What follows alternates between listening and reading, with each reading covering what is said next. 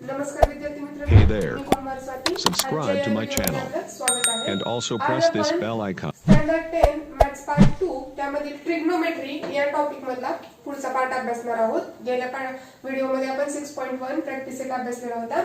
आज आपण application of trigonometry म्हणजे या ट्रिग्नोमेट्रीचं ऍप्लिकेशन कसं करता येईल आपल्याला. आता आपल्याला आपण पाहतो की बऱ्याच वेळा एखादं झाड खूप उंच असतं किंवा एखादा टॉवर असतो, त्याचं आपल्यापासूनचं अंतर काढायचं असतं किंवा त्याची उंची मोजायची असते आपल्याला, किंवा समुद्रामध्ये एखादं जहाज असेल आणि आपण काठावर उभा असेल तर त्या जहाजाचं आपल्यापासून अंतर किती आहे हे जर आपल्याला काढायचं असेल, अशी अंतरे किंवा उंची काढण्यासाठी आपल्याला या ऍप्लिकेशन या ट्रिग्नोमेट्रीचा वापर करता येतो. त्यालाच आपण ऍप्लिकेशन ऑफ ट्रिग्नोमेट्री असं म्हटलेलं आहे. मग आता याचा वापर कसा करायचा ते करण्यासाठी पहिल्यांदा आपल्याला ज्या बेसिक कन्सेप्ट आहेत त्या समजून घेतल्या पाहिजेत. म्हणजे एखाद्या झाडाची उंची आपल्याला काढायची असेल किंवा टॉवरची उंची काढायची असेल तर आपण ही उंची काढताना किंवा अंतर जहाजाचं आपल्यापासून जर काढायचं असेल तर ते काढण्यासाठी आपल्याला पहिल्यांदा ह्या ज्या बेसिक कन्सेप्ट आहेत त्या समजून घेणं गरजेचं आहे.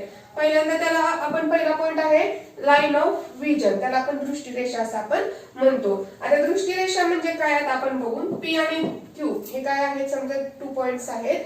आता पी हा ऑब्झर्वर आहे, म्हणजे समजा पी हा ऑब्झर्वर म्हणजे आपण आहे, पी हा ऑब्झर्वर आहे आणि तो क्यू या पॉइंट कडे पाहत आहे किंवा क्यू जिथं आहे तिथं पाहत आहे. त्याला काय म्हटलेलं आहे, लाईन ऑफ विजन म्हटलेलं आहे. म्हणजे समजा मी इथं उभी आहे आणि समोर क्यू हा पॉइंट आहे तर मी असं बघत आहे, किंवा असं वर क्यू पॉइंट आहे वर बघत आहे, किंवा खाली क्यू पॉइंट आहे खाली बघत आहे. मग त्या पी आणि क्यू या लाईनला काय म्हटलेलं आहे, लाईन ऑफ विजन असं म्हटलेलं आहे. मग तो क्यू पॉइंट वर असू शकतो, खाली असू शकतो किंवा सरळ देखील असू शकतो. मग आता हा लाईन ऑफ विजन म्हणजेच आपण त्याला दृष्टिरेषा असं म्हटलेलं आहे. त्यानंतर आता अँगल ऑफ एलिव्हेशन म्हणजे काय आता आपण बघूया. अँगल ऑफ एलिव्हेशन, समजा पी हा ऑब्झर्वर आहे आणि क्यू जो पॉइंट आहे तो कुठे आहे, समजा वर. आताच मी सांगितलं त्या पद्धतीने क्यू हा पॉइंट कुठे आहे, वर आहे. म्हणजे P Q he line of vision झालेली आहे. मग आता पीएम ही काय झाली, हॉरिझॉन्टल लाईन. समजा क्यू पॉइंट इथं आहे आणि ही काय झाली, त्याची हॉरिझॉन्टल लाईन झाली आणि या दोन्हीमध्ये जो अँगल तयार होतो त्याला काय म्हटलेलं आहे, अँगल ऑफ एलिव्हेशन असं म्हटलेलं आहे. हा जो अँगल वरच्या दिशेने जो तयार झालेला आहे त्याला काय म्हटलेलं आहे, अँगल ऑफ एलिव्हेशन असं म्हटलेलं आहे. ही horizontal line, line of vision आणि याच्यामध्ये जो अँगल तयार होतो त्याला अँगल ऑफ एलिव्हेशन असं आपण म्हणतो. त्यानंतर तिसरा पॉइंट आहे angle of depression. Angle of depression म्हणजे काय, जसं की आता आपण क्यू हा पॉइंट वर आहे म्हणून आपण वर पाहिलं. जर समजा क्यू एखादा पॉइंट हा खाली असेल, खालच्या दिशेने जर आपण पाहिला असेल तर लाईन ऑफ विजन कुठे आहे, खालच्या दिशेला आहे. हॉरिझॉन्टल लाईन समोर क्षितिज समांतर रेषा जी असते ती सरळच असणार आहे. त्यामुळे पीएम ही काय आहे, हॉरिझॉन्टल लाईन आहे, क्षितिज समांतर असणारी रेषा आहे. मग ह्या हॉरिझॉन्टल लाईन आणि लाईन ऑफ विजन मध्ये जो अँगल तयार झालेला आहे खालच्या दिशेने जो अँगल तयार झालेला आहे त्याला अँगल ऑफ डिप्रेशन असं आपण म्हणतो. अशा पद्धतीने या 3 कन्सेप्ट आपल्याला समजून घेतल्या की आपल्याला प्रॅक्टिस सेट 6.2 सोडवण्यासाठी काय होते, त्याची मदत होते. या पद्धतीने याचा वापर करून आपल्याला काय करायचंय, प्रॅक्टिस सेट 6.2 सोडवायचंय. त्यासाठी मी एक एक्झाम्पल पहिलं लिहिलेलं आहे practice set 6.2 मधलेलं. A person is standing at a distance of 80 meter from a church. काय आहे, एक पर्सन आहे, तो काय आहे, standing a distance of a 80 metre from a church. तो उभा आहे कुठून, कशापासून, चर्च पासून 18 मीटर अंतरावर काय झालेला आहे, उभा आहे. त्या पर्सनची उंची जी आहे त्यावेळेस विचारात घेतली जात नाही, हे लक्षात घ्यायचं आहे. लुकिंग ऍट इट्स टॉप, आणि कुठं पाहतोय, तो चर्चकडे पाहत आहे. द अँगल ऑफ एलिव्हेशन म्हणजे वर पाहिलं म्हणजे तिथे आपण बघितलं P Q he line of vision आहे आणि अँगल ऑफ विजन म्हणजे वर पाहिलंय म्हणजेच वरच्या दिशेचा जो अँगल आहे. Angle of elevation is of 45 degree. Find the height of the church. मग अशा पद्धतीचे एक्झाम्पल सोडवण्यासाठी पहिल्यांदा आपल्याला फिगर ही कंपल्सरी काढावी लागते. जर तुम्ही सगळं एक्झाम्पल सोडवलं म्हणजे बरीचशी मुलं पाठ करतात आणि पाठ करून लिहितात, सगळं तुम्ही पाठ करून लिहित असेल, नेमकं तेच परीक्षेला एक्झाम्पल आलं आणि तुम्ही पाठ केलेलं लिहिलं आणि तुम्ही फिगर काढली नसेल तर तुम्हाला 0 मार्क मिळतात, हे लक्षात ठेवायचं आहे. त्यामुळं फिगर ही कंपल्सरी आहे. पहिल्यांदा अशा पद्धतीची एक्झाम्पल सोडवताना नेहमी फिगर काढायची. जसं थेरम सोडवताना आपण फिगर काढणं गरजेचं असतं, तसंच या पद्धतीची एक्झाम्पल सोडवताना फिगर ही कंपल्सरीच काढावी लागते. आता आपल्याला फिगर कशी काढता येईल बघा. इथं काय सांगितलेलं आहे, चर्च सांगितलेलं आहे. आपण काय समजू, आता आपण काय बघतो, झाड असेल, टॉवर असेल, चर्च असेल, हे जमिनीला कसे असतात, लंब असतात. काय असतात जमिनीला, हे नेहमी लंब असतात. समजा ही अशी जमीन आहे असं आपण गृहीत धरायचं आणि AB हा जो चर्च आहे, हा AB चर्च आहे. हा काय आहे, जमिनीला इथं लंब आहे. आणि व्यक्ती कुठं उभा आहे, इथं उभी आहे. काय आहे, इथं उभी. ऍट द पॉइंट C ला काय आहे, ती उभी आहे. आणि ज्यावेळेस त्याने पाहिलं कुठं, चर्चच्या टॉपला पाहिलं, त्यावेळेस अँगल ऑफ एलिव्हेशन इथं कितीचा अँगल असणार हे आपल्याला माहिती आहे, 90 डिग्री. कारण लंब आहे म्हटल्यानंतर तिथं 90 डिग्रीचा अँगल तयार होतो. ज्यावेळेस ही व्यक्ती कुठं पाहते, चर्चच्या टॉपला पाहते, त्यावेळेस जो अँगल ऑफ एलिव्हेशन जो तयार झालेला आहे तो किती आहे, 45 डिग्री आहे. म्हणजे इथला अँगल, म्हणजे या व्यक्तीने कुठं पाहिलेले आहे, हा चर्च आहे. हा काय आहे, चर्च आहे. असा चर्च आहे हा. आणि या चर्चच्या टॉपला या व्यक्तीने इथं पाहिलेलं आहे. त्यावेळेस अँगल ऑफ एलिव्हेशन काय तयार झालेला आहे, 45 डिग्री तयार झालेलं आहे. आणि ह्या चर्च पासून किती अंतरावर व्यक्ती उभी आहे, तर 18 मीटर. 80 मीटर डिस्टन्स वर काय आहे, ही व्यक्ती उभी आहे. तर आपल्याला काय विचारलेलं आहे, find the height of the church.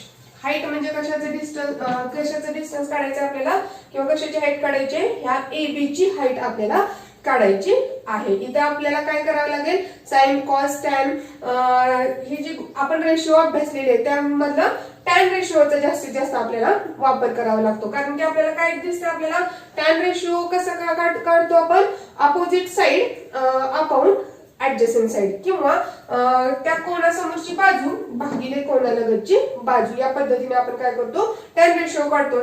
मग आपल्याला माहिती आहे ह्या कोणासमोरची बाजू कोणती, ही AB. मग AB काढायची आपल्याला. आणि काय दिलेली आहे, कोणा लगतची बाजू आपल्याला ऍडजसेंट साइड दिलेली आहे. आणि tan 45 ची किंमत आपल्याला माहिती असते, आपण टेबल मध्ये सगळं अभ्यासलेलं आहे मागच्या व्हिडिओमध्ये. त्यामुळं हे सगळं आपल्याला माहिती आहे, त्यामुळे सोडवायला आपल्याला सोपं जाणार आहे.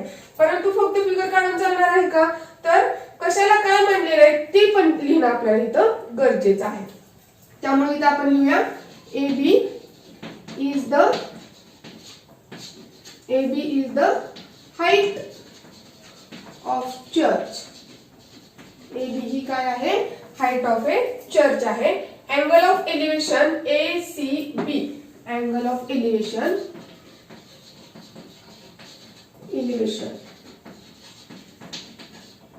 काय म्हणाले, angle ACB is equal to, angle ACB is equal to 45 degree. BC काय आहे, distance between church and person. BC is equal to distance between church and standing person, किंवा पर्सन म्हणा, अँड पर्सन. आणि हे डिस्टन्स किती आहे आपल्याला, therefore BC is equal to 80 metre इतकं दिलेलं आहे. हे आपल्याला पहिल्यांदा काय करून घ्यावं लागतं, लिहून घ्यावं लागतं, म्हणजेच आपल्याला एक्झाम्पल सोडवायला सोपं जातं. मग आपण काय म्हणू शकतो, tan 45 is equal to, tan 45 चा रेशो कसा काढतो आपण, AB upon BC. AB upon BC, AB upon BC काढतो. मग हा रेशो आपल्याला माहिती आहे, tan 45 ची व्हॅल्यू किती आहे, 1 आहे, हे आपल्याला माहिती आहे. मग हे आपण 1 लिहू, इज इक्वल टू AB म्हणजेच हाईट आपल्याला काढायची आहे. इथं क्वेश्चन मार्क टाकले वाटलं तर, AB. BC ची व्हॅल्यू आपल्याला दिलेली आहे, किती दिलेली आहे, 80 दिलेली आहे. ती आपण लिहूया, क्रॉस मल्टिप्लिकेशन 1 अपॉन 1 केल्यानंतर 18 into 1 80 is equal to AB. Therefore AB is equal to 80 metre. AB ची व्हॅल्यू आपल्याला किती मिळाली, 80 मीटर मिळालेली आहे. म्हणजे height of the church is equal to 80 metre. हे आपल्याला शब्दांमध्ये सुद्धा काय करावं लागतं, लिहावं लागतं. देअरफॉर हाईट, कारण याला अर्धा मार्क असतो, height of church is equal to 80 metre. अशा पद्धतीची एक्झाम्पल सोडवताना आपल्याला वर्ड्स मध्ये सुद्धा काय करावं लागतं, हे आन्सर लिहावं लागतं, कारण याला देखील मार्क असतात. अशा पद्धतीने स्टेप वाईज आपण काय करू शकतो, ही एक्झाम्पल सोडवू शकतो. आणखीन एकदा सांगते की फिगर ही काय आहे, सगळ्यात इम्पॉर्टंट आहे. फिगर काढली तर आपल्याला एक्झाम्पल सोडवायला देखील सोपं जातं. नाही तर तुम्ही ए बी बी सी असं लिहिलं, तुमची फिगरच नसेल तर तुमचं ए बी कुठे बी सी कुठे हे आपण सांगू शकत नाही. त्यामुळे हे आपल्याला काय करावं लागतं, फिगर काढूनच हे एक्झाम्पल सोडवावं लागतं. आता आपण पुढचं एक्झाम्पल पाहूया. सेकंड एक्झाम्पल आहे आपलं, बघा, from the top of A light house. Light house आहे, दीपगृह त्याला आपण म्हणतो. फ्रॉम द टॉप, टॉप कुठे आहे आपण, किंवा ती व्यक्ती कुठे आहे, टॉप म्हणजे लाईट गृहावर आहे. From the top of light house and observer looking at a ship. आणि त्या लाईट हाऊस वरनं कुठं पाहते, शिप कडे पाहत आहे. म्हणजे शिप म्हणजे आपण त्याला जहाज म्हणतो. Makes angle of A depression of 60 degree. आता लाईट हाऊस वर आहे तो ऑब्झर्वर आणि खाली पाहतोय, म्हणजे अँगल कोणता होणार आहे, अँगल ऑफ डिप्रेशन. आपल्याला माहितीये वर पाहिलं तर अँगल ऑफ एलिव्हेशन होतो आणि खाली पाहिलं तर अँगल ऑफ डिप्रेशन. तो किती आहे, 60 डिग्री आहे. If the height of the lighthouse is 90 metre, then find how far the ship is from the lighthouse. Lighthouse पासून ती शिप किती अंतरावर आहे हे आपल्याला काढायचं आहे. आता एक्झाम्पल वाचल्यानंतर बऱ्याच मुलांना खूप असं अवघड असं एक्झाम्पल वाटतं, परंतु खूप सोपं आहे. फक्त ह्या जे एक्झाम्पल दिलेलं आहे ते आपल्याला समजून घेता आलं पाहिजे आणि त्या पद्धतीने फिगर काढली की आपल्याला सोडवायला खूप सोपं जातं. त्या पद्धतीने इथं मी फिगर काढलेली बघा. आपल्याला काय दाखवायचं आहे, लाईट हाऊस दाखवायचं आहे. मग ए बी हे काय आहे, लाईट हाऊस आहे. हे लिहायचं आहे आपल्याला. त्याचबरोबर काय करायचं आहे, लिहायचं आहे. हे फक्त फिगर काढून चालत नाही, आपण कशाला काय म्हणलेले ते लिहिणं गरजेचं आहे. A B represent lighthouse. A B काय रिप्रेझेंट करते, लाईट हाऊस आहे. समजा ती व्यक्ती कुठे आहे, ए या ठिकाणी आहे आणि अँगल ऑफ डिप्रेशन हे काय आहे, हॉरिझॉन्टल आहे. आणि अँगल ऑफ डिप्रेशन म्हणजे खालच्या दिशेने जो अँगल तयार झालेला आहे तो काय आहे, 60 डिग्री आहे. आणि शिप कुठे आहे, इथं सी या पॉइंट वर आहे. C is the position of ship, किंवा सी हा काय आहे, समजा पॉइंट जो दाखवलेला आहे तिथं शिप आहे, जहाज आहे असं आपण म्हणू. मग हा जो angle D A C, angle of काय झाला, डिप्रेशन झाला. Therefore AD is a horizontal and angle of depression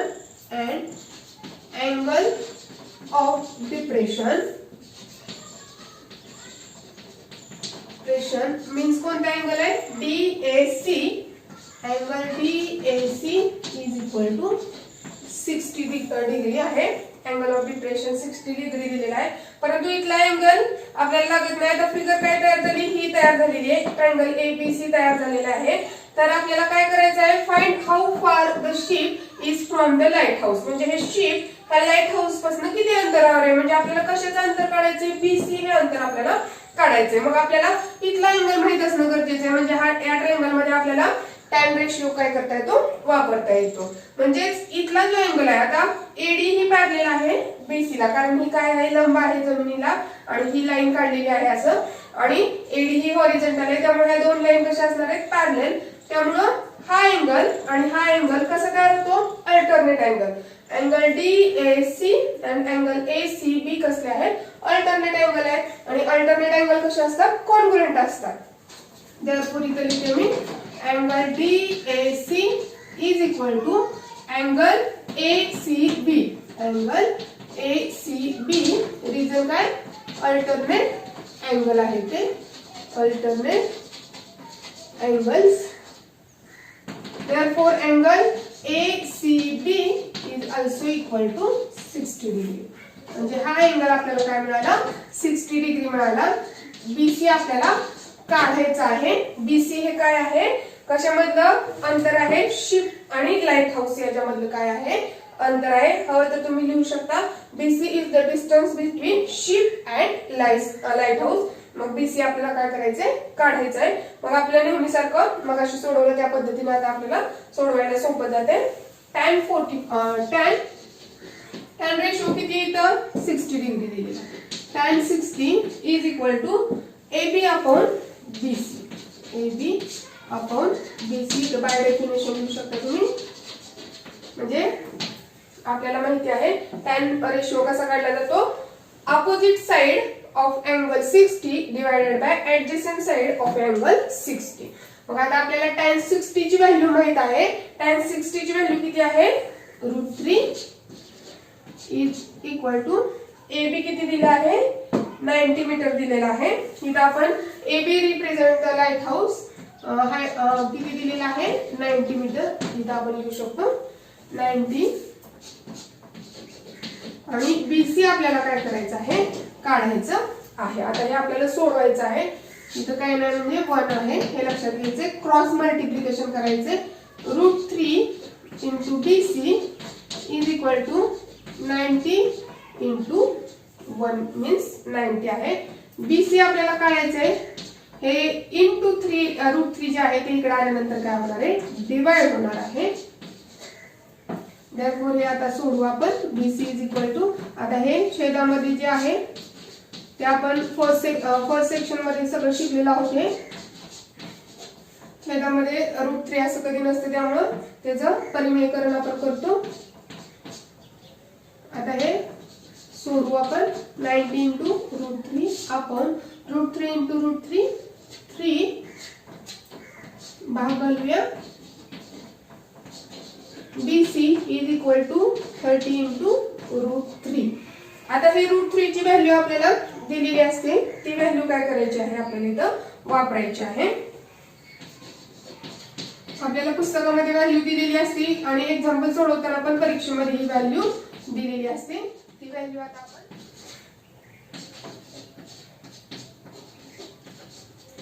आणि आपल्याला हे सोडवल्यानंतर आपल्याला मिळतंय 3 त्रिक 9, 3 7 21, ऍक्च्युअली 2, 3 1 3 आणि 2 5 51.9 मीटर.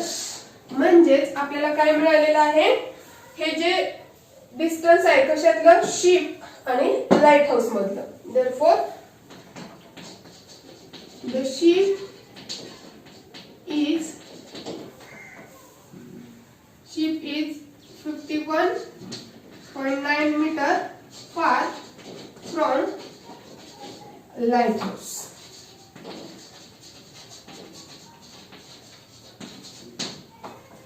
हे आपल्याला इथं या पद्धतीने आन्सर लिहावं लागतं. म्हणजे असं स्टेप वाईज आपण काय करू शकतो, हे एक्झाम्पल सोडवू शकतो.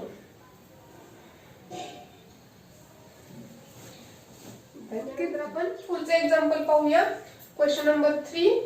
2 buildings are facing each other on a road. काय आहेत, 2 बिल्डिंग्स आहेत ज्या एकमेकांसमोर उभ्या आहेत. आता आपण काय करू, त्या पद्धतीने फिगर पण काढू. जसं आपण एक्झाम्पल वाचू त्या पद्धतीने फिगर पण आपण ड्रॉ करूया. 2 बिल्डिंग्स आहेत. समजा ही एक बिल्डिंग आहे आणि ही एक बिल्डिंग आहे. 2 बिल्डिंग्स आहेत facing each other on a road of width 12 metre. म्हणजे या 2 बिल्डिंग मधलं अंतर रोडवरचं किती आहे, 12 मीटर आहे. हे आपल्याला लक्षात, आपण नावानंतर देऊया. पहिल्यांदा फिगर काढून घेऊया. From the top of the first building which is a 10 metre high. काय आहे, एक बिल्डिंग आहे, त्याच्या टॉप वरनं त्याची उंची किती आहे, 10 मीटर. या समजा या बिल्डिंगची उंची 10 मीटर आहे. समजा इथं आता पॉइंटला नाव देऊ आपण A B.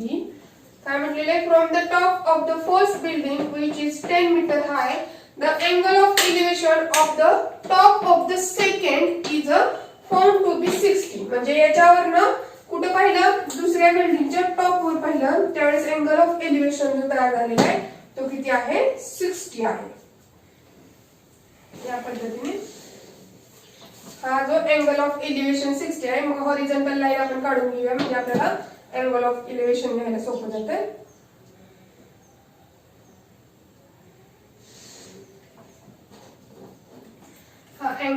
एलिव्हेशन जो आहे तो 60 डिग्री आहे. ही हॉरिझॉन्टल लाईन आहे. थोडीशी तिरपी झाली सरळ काढते. हॉरिझॉन्टल लाईन आहे. हे समजण्यासाठी लिहिलेलं आहे. अँगल ऑफ एलिव्हेशन 60 आहे. समजा ही बिल्डिंग आहे सी, हा पॉइंट आहे डी. सी डी ही दुसरी बिल्डिंग आहे. ए बी ही पहिली बिल्डिंग आहे. ए बी ची हाईट म्हणजे पहिल्या बिल्डिंगची हाईट 10 मीटर आहे आणि याच्या टॉप वरन दुसऱ्या बिल्डिंगच्या टॉप कडे पाहिले असता अँगल ऑफ एलिव्हेशन जो तयार होतो तो 60 डिग्री सांगितलेला आहे. What is the height of the second building. मग आपल्याला काय काढायचंय, सीडी ची हाईट काढायची म्हणजे सेकंड बिल्डिंगची हाईट काढायची. समजा इथं आपण नाव देऊ पॉइंटला ई असं नाव दिलेलं आहे. ए हे हॉरिझॉन्टल आहे. त्यानंतर तिथं काय दिसतंय, बीडी हा रोड आहे. त्यामुळे ह्या कशा असणार आहे, तिथं लंब असणार आहेत बिल्डिंग. त्यामुळे इथं अँगल काय होणार आहे 90 डिग्री.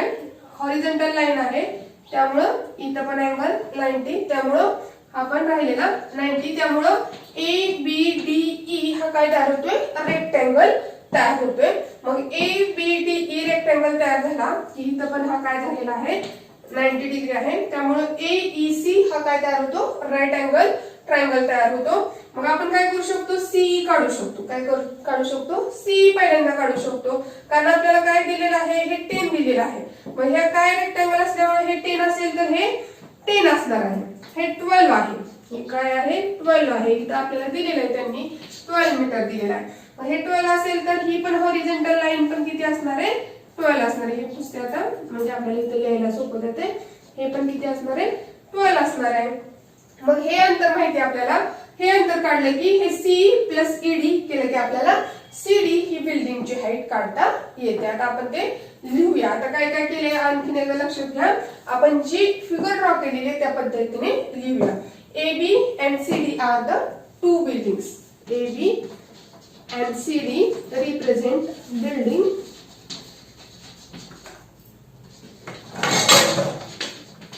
Represents buildings. ह्या दोन बिल्डिंग आहे. ए ई ही काय आहे, हॉरिझॉन्टल आहे.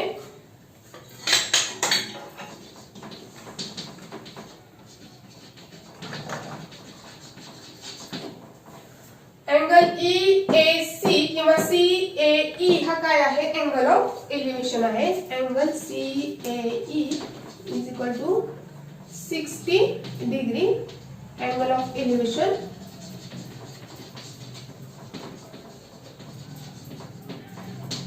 Angle of elevation C A E काय आहे 60 डिग्री आहे. मग आता आपल्याला काय दिसतंय, ए बी डी ई हा काय तयार झालेला आहे, रेक्टँगल तयार झालेला आहे. therefore A B D E is a rectangle. हा रेक्टँगल तयार झाल्यामुळे त्याच्या अपोजिट साइड कशा असणार आहेत, इक्वल असणार आहेत. therefore AE is equal to BD is equal to 12. इथंच लिहिते मी. AB is equal to ED is equal to 10 metre. त्याचं रिझन काय लिहू शकता तुम्ही, अपोजिट साइड ऑफ रेक्टँगल. याला फर्स्ट म्हटलं तरी चालेल. या पद्धतीने आपण पहिल्यांदा माहिती काय केलेली आहे, रिप्रेझेंट केलेली, काय काय दिलेलं आहे आपल्याला. आता आपल्याला काय करायचं आहे, मी मगाशी सांगितल्या पद्धतीने हा जो अँगल ऑफ एलिव्हेशन 60 आहे त्यामुळं ही सीई आपल्याला काढता येते by definition of a tan. In figure by definition of tan. Tan काय आहे आपल्याला, हा जो राईट अँगल ट्रायंगल कोणता आहे, CAE triangle. CAE is a right angle triangle. therefore tan 60 degree is equal to CE upon AE. CE upon AE. AE काय आहे, horizontal आहे, हॉरिझॉन्टल लाईन आहे. tan 60 ची व्हॅल्यू आहे √3 सीई ची व्हॅल्यू आपल्याला काढायची आहे. एई ची आपण इथं लिहिलेलीच आहे. सीई आपण एई किती आहे 12 दिलेला आहे. इथं 12 आपण काढलेला आहे. AE is equal to BD is equal to 12 काढलेला आहे. फ्रॉम 1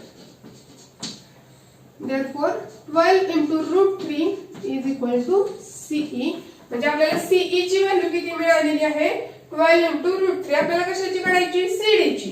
CD ची काढण्यासाठी CE प्लस ED काय करावं लागेल आपल्याला त्यावेळेस आपल्याला CD मिळणार आहे. therefore CD is equal to CE plus ED. CD is equal to CE ची व्हॅल्यू 12 into √3 प्लस ईडी काय दिलेला आहे आपल्याला ईडी इथं 10 दिलेला आहे प्लस 10. therefore CD आता बेरीज आपण अशी लिहू शकत नाही म्हणून आहे तसंच आपल्याला लिहावं लागणार आहे. 10 मीटर म्हणून आपण किंवा ब्रॅकेट नाही केली तरी चालेल डायरेक्ट 10 मीटर लिहिले तरी चालेल.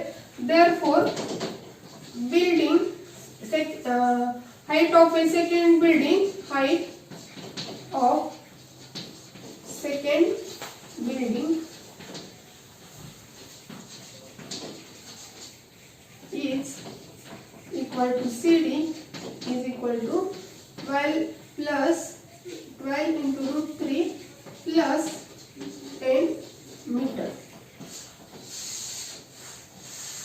या पद्धतीने आपल्याला आन्सर मिळतोय किंवा त्या पद्धतीने आपल्याला हाईट काय करता येते सेकंड बिल्डिंगची काढता येते.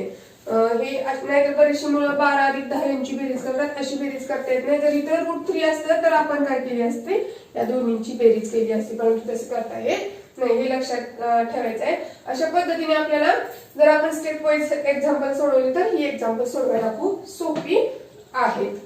या पद्धतीने आपण पुढची एक्झाम्पल सोडवू शकतो. धन्यवाद.